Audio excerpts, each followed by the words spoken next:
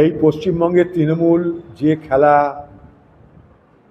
জন্ম দিয়েছে, দল ভাঙানোর খেলা, আজকে সেই খেলাই তৃণমূল বিধ্বস্ত হচ্ছে।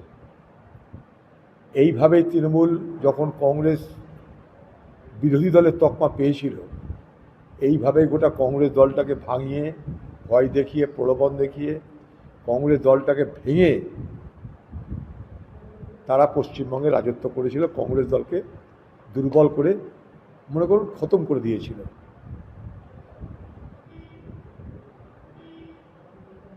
কথায় আছে না যে সাপের কামড়েই মৃত্যু হয়, সেই একই খেলায় আজকে তৃণমূল দংশিত হচ্ছে। তাদেরই দলের এমএলএরা ভোট শেষ হতে হতেই তারা তৃণমূল দল ছেড়ে দলে দলে পলায়ন করছেন।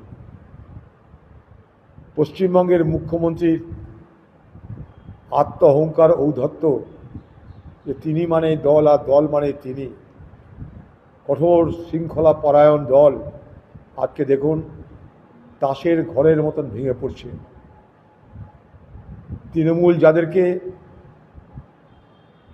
সঙ্গে নিয়ে বড় বড় নেতা বানিয়েছিলেন, রাজ্যসভা, বিধানসভা, শ্রমিক ইউনিয়ন, এগুলো যে এর আগে কত ঘাটের জল খেয়েছে তার কোনো ঠিক নাই।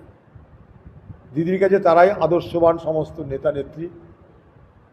তাই তারা মনে করছেন দিদি তো আর ক্ষমতায় নেই, আর বাজার নেই মার্কেটে, করে কমে খেতে গেলে চলো বিজেপিকে ধরি, কিংবা বিজেপির পরোক্ষ মদতে চলি। তাই এই বুদ্ধি, আর কিছুই না। পুলিশে যাক, ফরেন্সিক তদন্ত করুক। যারা বলছে তাদের বিরুদ্ধে আমাদের তরফ থেকে অভিযোগ হবে, যারা বলছে তাদের বিরুদ্ধে আমাদের পক্ষ থেকে আমরা ডায়েরি করব, আমরা পুলিশকে এরপরে এফআইআর করব। কংগ্রেসের খেয়ে দিয়ে কাজ করেনি, এই পৌরসভা ভাঙতে হবে। পৌরসভা এমনিই ভাঙবে। এই পৌরসভা চালাচ্ছে এখন বিজেপি পার্টি, তাদের হাতেই পৌরসভা। এখন তো তৃণমূলের পৌরসভা নেই, পৌরসভা এখন বিজেপির হয়ে গেছে অলরেডি। সেখানে আমরা কোথায় ভাঙাতে যাব? আমাদের কী প্রয়োজন পড়েছে ভাঙানোর? যারা অভিযোগ করেছে কংগ্রেসের বিরুদ্ধে, তাদের বিরুদ্ধে আমাদের তত্ত্বে অভিযোগ হবে, যে প্রমাণ করো এই অভিযোগ সেটা সঠিক কিনা। আমাদের দয়ায়, আমাদের টিকিটে জিতে এখন আমাদের লোকদের বিরুদ্ধে অভিযোগ করা হচ্ছে। কার কথায়? কংগ্রেসকে যাতে একটু কালিমালিপ্ত করা যায়। আর এখানে বিজেপি আর টিএমসির মধ্যে, এই বহরমপুর শহরে বিজেপির নেতা টিএমসির মধ্যে যে সখ্যতা, সেই সখ্যতা আপনারা দেখতে পাচ্ছেন। সারা পশ্চিমবঙ্গের প্রত্যেকটা পৌরসভায় চোর ধরা হয়, বহরমপুর পৌরসভায় কিন্তু কিচ্ছু হচ্ছে না, দিব্যি চলছে সব চোররা। আমি তো প্রমাণ দিয়েছি, এখানকার যে চেয়ারম্যান, তার শাশুড়ি কত কোটি টাকার কাজ সে 2 নম্বরই করে পেয়েছে। কোনো তদন্ত হচ্ছে? কিছু হচ্ছে? কত প্রমাণ চাই? কেরানির ঘরের ছেলে 100 কোটি টাকার মালিক কী করে হয়? তদন্ত হয়েছে? কারণ একটাই, এখানটাই বিজেপির যিনি নেতা, তিনি এখানে মদত দিচ্ছেন এখানকার পৌরসভাকে। এবং এখানকার টিএমসি আর বিজেপি মিলে, আমি অধীর চৌধুরীকে হারানোর জন্য সমস্ত দায়িত্ব নিয়েছিল টিএমসি বিজেপি মিলেমিশে একাকার হয়ে। টিএমসির ভোট বিজেপিকে দিয়ে দাও, এই ছিল স্লোগান টিএমসির, যাতে অধীর চৌধুরী হারে। তাই তাদের আঁতাতটা কতটা অসাধু আঁতাত, যে দেখুন পশ্চিমবঙ্গের সমস্ত পৌরসভায়, সমস্ত এলাকায় চোর চোর চোর চোর আওয়াজ শুনছেন। একমাত্র বহরমপুর শহরের মিউনিসিপ্যালিটিতে কিছু হচ্ছে না, অথচ এখানে লুট হয়েছে, কোলা লুট হয়েছে বহরমপুর পৌরসভায়। দেখুন, হতে পারে, কারণ পশ্চিমবঙ্গের সব প্রকল্প নিয়ে 2 নম্বরই হয়েছে। এখানে কন্যাশ্রী প্রকল্প দেওয়া হয়েছে, কিন্তু অল্প বয়সী মেয়েদের সব থেকে বেশি বিয়ে হয় এই মুর্শিদাবাদ জেলায় এবং এই বাংলায়। সারা ভারতবর্ষে অল্প বয়সী মানে মাইনরেজের বিয়ের পরিমাণ সংখ্যা সব থেকে বেশি এই পশ্চিমবঙ্গে। অথচ এখানটায় তাদের বিয়ে যাতে দেরিতে হয়, তার জন্য কিন্তু লক্ষ্মীর ভাণ্ডারের হাজার হাজার কোটি টাকা বরাদ্দ হয়েছে। ফলে সেই টাকা কোথায় গেছে জানি না, সেই টাকায় চুরি বাটপারি হওয়াটা খুব স্বাভাবিক। কারণ পশ্চিমবঙ্গে দিদি 15 বছর ধরে চোরদের ফ্যাক্টরি বানিয়েছিলেন, তাই এটার মধ্যে কোনো অস্বাভাবিকতা কিছু নাই, এটা হতেই পারে, আমার এটা ধারণা। তবে যে যতটা বলে ততটা নয়, কিন্তু পাশাপাশি অন্নপূর্ণায় এই যে 12 পাতার যে অন্নপূর্ণা 12 পাতার মহাভারত, সে 12 পাতার মহাভারতের পাঠ কে উদ্ধার করবে আমার জানা নাই। লক্ষ্মীর ভাণ্ডারের যারা দাবিদার ছিল, লক্ষ্মীর ভাণ্ডারে যারা এন্টাইটেল ছিল, যারা পেত, তাদেরকে বলা হয়েছিল যে অন্নপূর্ণার ভাণ্ডারে সুবিধা পাবে, কিন্তু কই, পশ্চিমবঙ্গের মা বোনেরা কিন্তু এটা নিয়ে আশঙ্কিত তাদের কি হবে।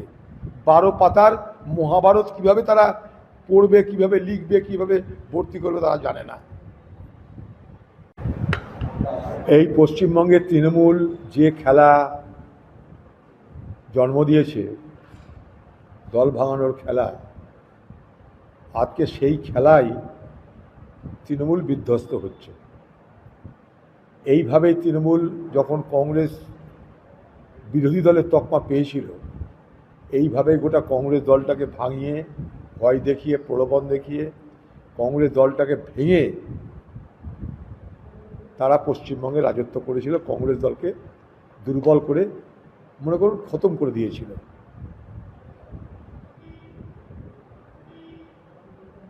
কথায় আছে না যে সাপের কামড়েই মৃত্যু হয়, সেই একই খেলায় আজকে তৃণমূল দংশিত হচ্ছে। তাদেরই দলের এমএলএরা ভোট শেষ হতে হতেই তারা তৃণমূল দল ছেড়ে দলে দলে পলায়ন করছেন। পশ্চিমবঙ্গের মুখ্যমন্ত্রীর আত্ম অহংকার, ঔদ্ধত্য, যে তিনি মানে দল আর দল মানে তিনি, কঠোর শৃঙ্খলা পরায়ণ দল, আজকে দেখুন তাসের ঘরের মতন ভেঙে পড়ছে। তৃণমূল যাদেরকে